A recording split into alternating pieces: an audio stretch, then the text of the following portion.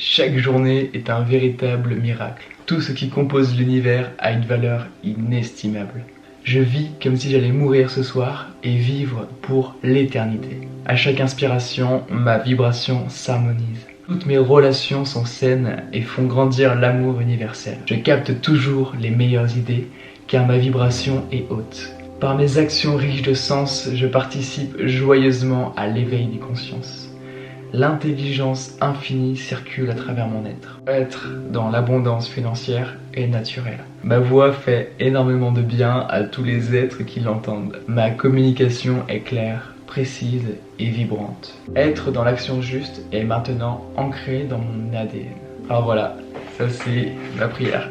Et c'est une prière que je lis tous les matins. Je ne fais pas que la lire en fait. Je la ressens. Je pense que tu as pu voir quand je le lis, j'acte vraiment chaque donnée, chaque mot. Je l'affirme en fait. Ça fait partie de ma réalité. Je laisse aucun doute. Je l'affirme et vraiment je le ressens dans tout mon corps. Je sais pas si toi tu as des prières, si tu t'écris des prières. Je pense que c'est vraiment dans un monde où ça peut vraiment faire du bien en fait. De s'écrire ses propres prières avec ses propres mots. Souvent on associe la prière à la religion, mais il y a un truc que je trouve pas cool en fait dans les prières qu'on te donne dans les religions. Moi en fait j'ai fait ma première communion et j'ai suivi un petit peu une éducation un peu catholique pendant mes premières années quoi. J'ai été éduqué un peu à ça et du coup j'allais à la messe et du coup je lisais les prières. Du coup je peux comparer en fait les deux. Je peux comparer l'époque où je lisais les prières dans l'église et l'époque maintenant je m'écris mes propres prières et je les vis quoi. C'est pas du tout pareil, ça a pas du tout le même niveau d'intensité dans l'église. Après c'est pas une critique hein, mais je trouve ça dommage parce qu'en fait les prières qu'on te donne c'est une personne qui l'a écrite, ça vient pas de toi. Du coup tu vas simplement lire d'un geste robotique, mécanique, le texte que quelqu'un a écrit. Tu peux pas y mettre la même profondeur que si c'était toi qui l'avais écrit. Là, j'ai écrit chaque mot, donc ça me touche vraiment. Tu vois, quand je le dis, ça me fait vraiment vibrer. Et j'imagine que c'est comme ça qu'on peut vraiment en fait attirer à soi, qu'on peut vraiment en fait envoyer un message fort. La physique quantique et tellement de choses, on le sait maintenant. On est tous interconnectés, on est tous reliés, on est tous dans un, comme si on était tous dans l'océan en fait, mais on s'en rend pas compte. Enfin bref, en fait on est tous dans ce champ quantique qui est un en fait. C'est un champ, une force. Quand on envoie ce genre de message fort, de prière, quand on affirme des choses, on envoie vraiment un message fort à l'univers et il fait en sorte après de nous amener des situations, des personnes, qui sont en cohérence avec ce qu'on a affirmé. Et quand ça vient de quelqu'un d'autre, c'est pas aussi puissant que si c'était nous-mêmes qui écrivons. Et ouais, je trouve qu'un peu dans la religion, je dis pas que c'est comme ça pour tout le monde, mais il y a un peu une hypocrisie parce que quand tu vois les gens qui récitent les prières dans les églises, tu sens qu'ils y mettent pas leur âme en fait. Ils y mettent pas leur cœur, vraiment tout leur. Enfin, de ce que j'ai pu observer, hein, je vais pas faire généralité après, mais c'est. Même eux au fond ils se disent ils disent que les textes ils sont erronés. Enfin, c'est vieux en fait. Ce qu'il y a c'est que c'est vieux. Ce qui est vieux c'est mort quoi. Enfin je suis désolé mais pourquoi ne pas laisser des temps pour chacun pris à sa manière. Moi je vais te raconter une anecdote que j'ai vécue à Lyon, dans la basilique de Fourvière. Si t'es allé à Lyon tu connais forcément. J'y suis allé en fait le jour c'était la pleine lune de juin ou mai. J'aime bien suivre un petit peu l'astrologie, les mouvements et là un peu dans le game de la spiritualité, j'avais appris que ce jour-là en fait il y avait une sorte de réunion entre les énergies christiques et les énergies bouddhiques. Donc c'était un petit peu une réunion des énergies de l'Orient et de l'Occident. Enfin voilà, il y avait un certain alignement particulier. Et ce jour-là, du coup j'étais à côté, j'étais sur Lyon.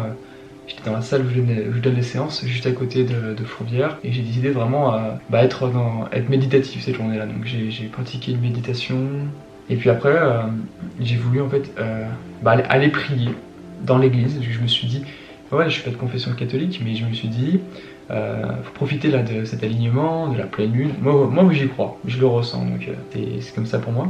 Et je me suis dit, allez, je vais aller dans un lieu chargé en énergie. Et la basilique de Fourvière, enfin voilà, c'est quand même un lieu et une grosse histoire.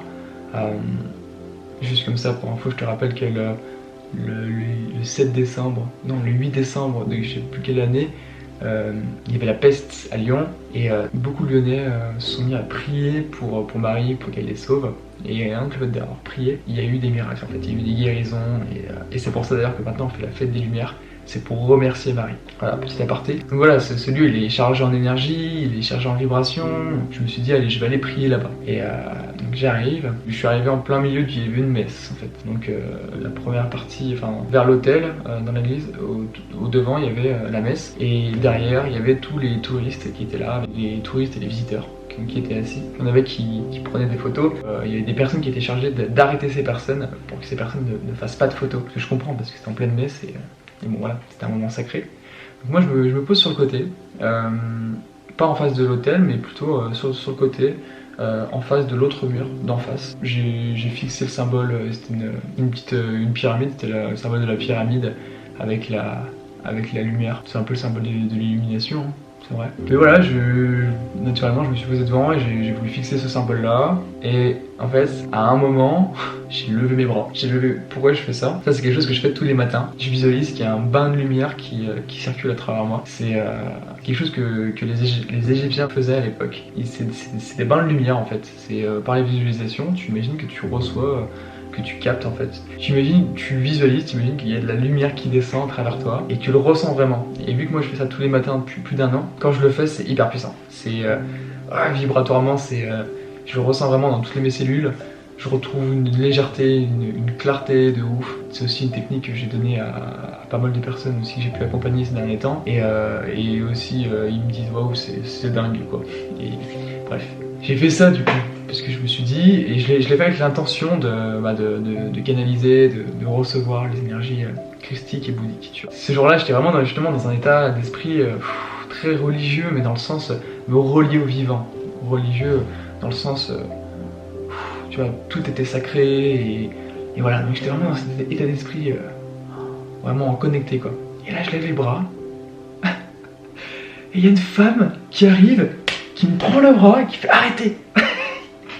Je suis tranquille en train de faire ma petite prière dans mon coin, je fais de mal à personne et elle me dit arrêtez. Et le pire c'est qu'en plus, je viens de me souvenir, quand j'ai levé les bras, vraiment j'ai posé l'intention de capter la lumière qui allait me permettre de contribuer justement dans ce monde, d'apporter de l'amour, d'apporter du love, tu vois. Enfin, ouais, je pense que j'étais vraiment dans cette énergie christique, dans le sens vouloir reconnaître le divin en toute chose, vouloir émaner l'amour, tu vois, enfin ce genre de choses, tu vois. Et en levant les bras, j'ai vraiment cette intention. J'ai posé cette intention, j'ai visualisé la lumière, et une femme arrivée, elle m'a baissé les bras, elle a fait arrêter. Elle m'a dit d'arrêter. Et je lui en veux pas, cette femme, parce que, à mon avis, elle était juste débordée, parce qu'elle devait gérer plein de monde, des gens qui prenaient des photos. Mais ce que j'ai trouvé bizarre, c'est que c'est pour ça que je lui en veux vraiment pas, mais c'était paradoxal en fait. Je suis à l'église. L'église c'est censé être un lieu de recueillement, de prière, de connexion à Dieu. Et moi je le fais à ma manière et on m'interdit de le faire. J'ai trouvé que c'était paradoxal parce que la religion c'est aussi pour unir les gens, être dans l'amour. Et j'étais vraiment en train de le faire, j'étais vraiment en train de cultiver concrètement, tu vois. J'étais pas en train de lire un bout de papier que tout le monde a et être comme ça, grisant, sans y mettre de son âme. Moi j'ai mis tout mon âme dans cette action, j'étais là et tout. J'étais chaud, j'étais à fond dans ce truc. Et on m'a arrêté. Et bon, du coup j'avoue que j'ai fait un peu le rebelle. J'ai relevé les bras pour le faire une dernière fois. En fait ce qui s'est passé intérieurement c'est que quand elle fait ça m'a tellement surpris, je me suis dit non quand même. Ça m'a tellement surpris que quelque part ça m'a donné une sorte de montée d'énergie, un peu une sorte de petite colère aussi mélangée à une haute énergie qui a fait que j'ai relevé les bras et c'était encore plus puissant en fait. C'est comme si ce qu'elle avait fait finalement ça avait donné plus de puissance à l'expérience méditative que j'avais. Du coup j'ai relevé les bras, j'ai recapté et je suis parti juste après. Et bon, j'imagine que pour les touristes et les gens qui regardent, qui ont vu voir cette scène, ils ont dû trouver ça très très bizarre. C'est juste une question que je pose, enfin, c'est un truc que j'ouvre là. Je me pose des questions sur la prière. Enfin bon, au fond, je pense que c'est ce que j'en pense en fait. Hein. Voilà, j'ai l'impression que si tu peux te rendre libre, ils vont pas te le donner et ils font tout pour. Ils font tout. Peut-être consciemment ou inconsciemment, mais pour que les gens restent dans la peur. Quoi. Si j'avais. Enfin voilà. Si on apprenait aux personnes à prier avec leurs propres mots, avec leurs propres intentions, avec leurs propres vibrations, en y mettant tout leur âme, tout leur amour, ils seraient peut-être pas dépendants d'un dogme pour aller se rassurer, pour avoir les réponses à leurs questions et tout, parce que ils retrouveraient une foi en eux-mêmes, une foi en eux en fait, et pas une foi en quelque chose d'extérieur. Et ça changerait tout. Je t'invite vraiment à écrire ta prière si c'est pas fait. Je vais donner une conférence bientôt. C'est une conférence autour de la prière et de la foi, l'art de la foi et comment ça peut vraiment transformer notre vie et donc le monde aussi. Et je pense qu'on est vraiment dans une période où on a besoin de prier, on a besoin de foi. Donc voilà, tu auras toutes les infos en description si tu veux venir à cet événement, cette conférence que j'organise. Donc voilà, je te souhaite de passer une bonne journée.